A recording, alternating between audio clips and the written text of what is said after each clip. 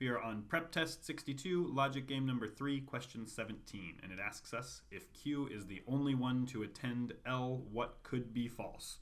Could be false means that we're going to have 1 that could be false and 4 that must be true.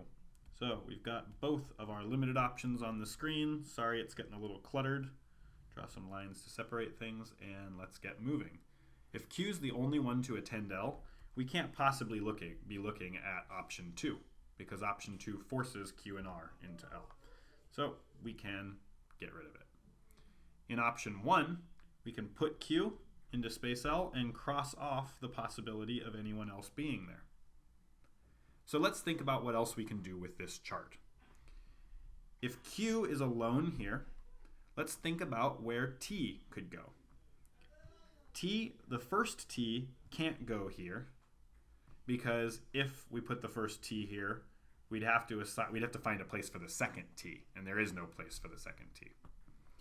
The first T also can't go here because the first T must be paired with Q, and there's no space to pair it there. Thus, the first T must be here, and it must have a Q with it.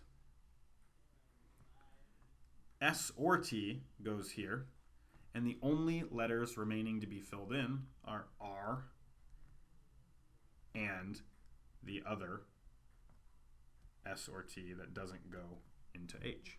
So this is our arrangement for this scenario. Let's figure out what could be false. Hey, R attends F. Well, we know that R is definitely attending F, so that must be true. B, R attends I. Well, we know R is attending I, so that must be true. C, S attends F. Definitely S attends F. That must be true. Answer choice D, S attends H. That could be true, but it also could be false, so this is looking pretty good right now. And lastly, in answer choice E, T attends G, and we know that T has to attend G, so that must be true, meaning that D is the only possible answer choice that could be false.